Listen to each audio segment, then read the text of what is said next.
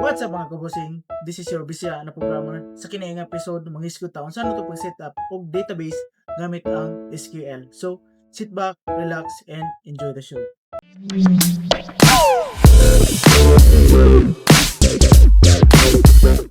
So, bago ta magsugod og create og table, kinahanglan ta og WAMP server. Unsa man yung WAMP server? Ang WAMP server usa ka software package na imong ma-install sa Windows aron makahimo ka og local web server sa imong computer. WAMP is short for Windows, Apache, MySQL, and PHP. Ang WAMP ginagamit ni siya aron makahimo ka og testing website bisan wala kay internet. Pwede ka maka-develop og website sa imong computer o tan-awon dayon ang browser gamit ang localhost. Pero since di ba ta mag-create og website, ato ra mong toyo is SQL. Pwede ra gid kayo. Nakay mga ideas magbuhat og website, pwede nimo ning gamitan ang WAMP server. So i-download sa nato. Na-download naman nato, install na to. Shit, guys, rin yun. Ito diyan 1.86.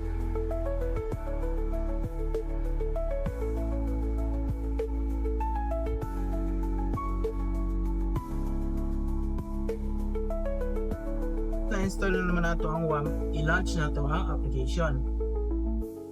Natulad sa ta. Dugay-dugay man siya ma-open. Na-launch na to. Para maka-open ta sa itong database, kinahanglan nato siya i-open sa my PHP admin. Para maka-create ang database, gamit ang WAMP server, kinahanglan nato i-open ang PHP my admin. Unsa man ang PHP my admin? Usa ni siya ka libre nga web-based nga tool nga ginagamit aron i-manage ang MySQL o MariaDB nga database. Kasagaran na ni siya sa sulod sa WAMP server or sa SAM. Amo na nga dili nimo kinahanglan i-install pa sa lain. Unsa may gamit sa PHP my admin? PHP my admin nagahatag ni siya og web interface, mura website or web interface yun aron sayon na nimo i-manage ang imong database para hindi na kinahanglan mag-type sa SQL commands sa terminal. Dili pa sa may SQL workshop nya magpanuman jud ka create sa imong table through code. I-command pa jud na nimo nya para mapakita nimo i-command pa nimo. Diri makita na nimo dayon without commands. Pero magagamit gyud ka og commands. So nato siya open PHP my admin. Diri ta left click ni PHP my admin. I-open na siya nya i-redirect ta sa isa ka browser. Nara diri siya ang login page. Sa diri mag-create ta og account niya. So kasagaran username ang default na root niya. Napo kay option nga mag-create og password. Pero sa kini nga case, dili lang ko magamit og password kay para niya sa Java di na ko kinahanglan mag-password. Server choice, MySQL man na gyud, may lain, MySQL man gyud ta karon login. So, na-open na nato ang PHP my admin. So as you can see, ang UI niya SQL jud kayo. Layo ra guys sa kuan SQL workbench. Tumuton dire since nakalagi naman ta magbuhat ta og schema. Sa man ang schema? Muna ang istruktura o plano sa imong database. Pura na siya og blueprint kung unsa man pag-organize imong data. Pwede ka mag-code mano-mano pero in this tutorial mag-iscode na. So mag-create sa tawag schema.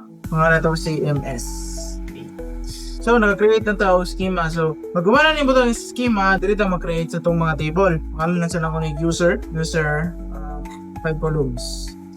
So, niadto na sa diri ang UI para mag-create sa ato ang table. Diri ta mag-declare sa ato ang mga headers sa table. Pangalan na to mga headers nga kung unsa pud to siya nga klaseng variable. Let's say user ID. Declare na siya as int kay ang ID man integer man. Mga numbers man ni siya. Full name basically dili man na integer ang full name. So, mo siya varchar. Varchar is basically kanang string or words, so string of words, so variable of characters. Length or values katason sa limit sa to ang varchar. Okay, dapat na dyan yung limit. Pwede 500, wala na yung limit.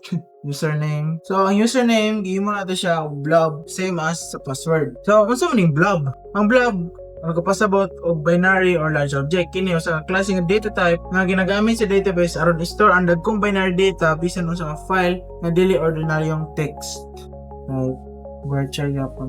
Type varchar 50. So, muna na itong pinakauna nga table. Create na to. Save na to. So, muna itong first table.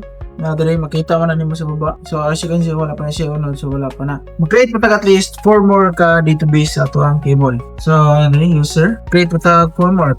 New. Mag-declare na siya. Dito sa student table.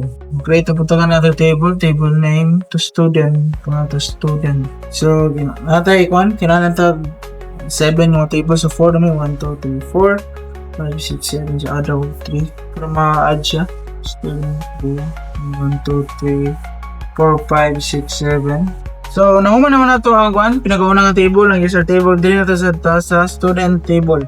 Actually, napatay 4 more ka mga table nga itong buhaton, so stick with me. Headers, student, ID, user ID, ito ko na, ID, full name, varchar gabon, varchar, tapos course, varchar gabon, gender, date register, date time. So kaning date time nga data type as it says aya yung gina-return is date June, time and date niya. Ang limit na to yung mga variable na to, virtual then so mag-create ang table. So na-create na to ang table. Mag-create na sa to ang katulong na table. So ang katulong na table is clearing offices. Diri ang table ano ra tong header pang butang another tip, gusto ka mo add og table, pwede rin mo go +1 or makuhaan ang table, pwede -1 para makuhaan ka og table. Nga nara na. Yeah, office virtual. Basically kini sa name niya. Good job.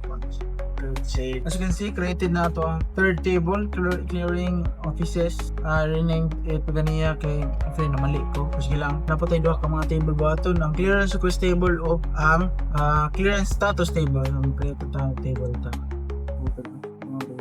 Ito isa ka column. Kulang ata isa ka column. Clearance request ID, teacher, student ID. So kasi nagbalik-balik ako buhat ani guys kay sa to problema. Academic, varchar 50, tapos semester, varchar Japan 50. Date requested. Date siya. Then na siya sa time date. Ano na siya? Pagkatag database. Yung ito last na table kaya ang clearance status table. Kaya ito clearance status table. Kung tulog ang mga column sumagot.